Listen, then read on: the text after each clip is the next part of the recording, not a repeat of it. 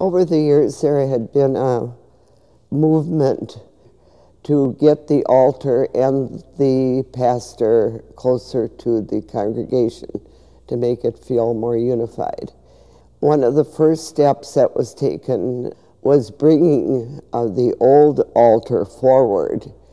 And so that was maybe midway from the very back up to the towards the front.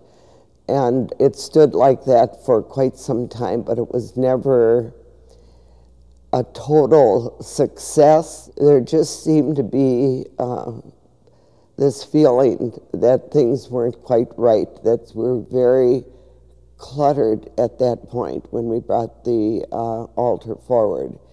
And we had to find a place for everything. We hadn't done a really good job at that. We'd sort of done it piecemeal.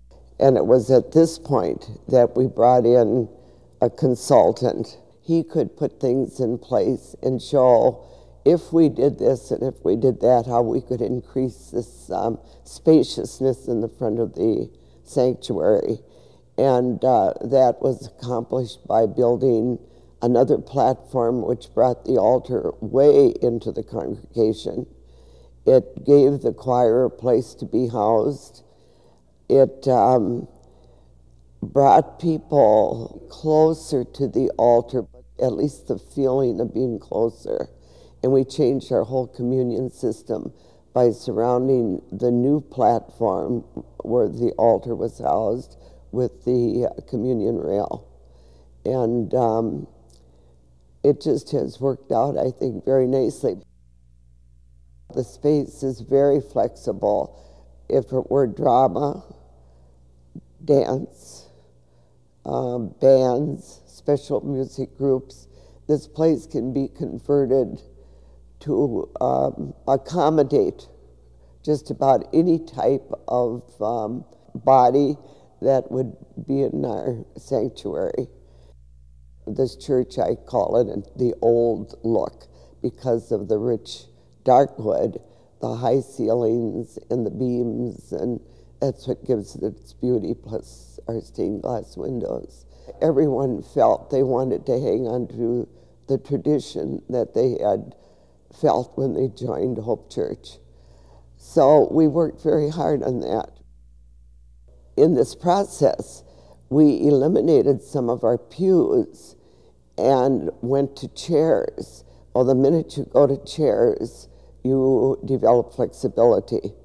And when we want to have a band come into the congregation, all of those chairs are stacked, the communion rails are removed, and the organ is pushed over, the communion table can be moved, and we have this magnificent space where 50 to 60 people can sit in a band formation and are comfortable, and the congregation is likewise comfortable. Yes, it was different. All of us were a little suspicious, and I think it's worked out just beautifully.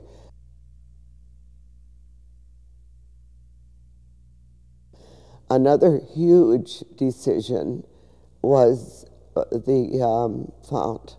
We had had a small font in the past, and it was off to one side, and many on the committee felt, again, to bring the font into a very public view and to make it, put it in a place where it could be used as part of the service other than just baptisms. Part of the way we do use it, the pastors during baptisms invite the children of the congregation to gather around the font. And we have enough space, or we can move our chairs to make enough space so that as many people as necessary can gather around there. Another part that was a consideration was the lighting in this building. I think we measured about 0 on the scale when the experts came in to see how our lighting was. So we knew we had to do something. We did not want to get rid of our old fixtures, but it turned out that every fixture was removed and refurbished, and that was a big job. In addition, we added a lot of canisters up in the ceiling, and this has brought our lighting up to over what we even need. So we have a lot of things we can do with lighting in the sanctuary, from very dark to very, very bright. Some people can look at blueprints and really see the outcome right away. I'm not necessarily one of those people. Mr. Pullman decided or suggested, and we agreed with him, that we should have a model made of the sanctuary, the way it was going to look when it was completed. We went ahead and did this. I think it cost maybe $1,000 or $1,500, but I'd say it was some of the best money we invested. It gave people a real visual of what was coming, and that also helped them to ask more questions. And we constantly had forums where people were invited to give their input before this ever started, during the time that it was going on. Makes a very, very complete picture when it's all together. So I love this church dearly, and the pastors that have served here. And they have each stretched my mind in a different direction. I'm very proud of that heritage.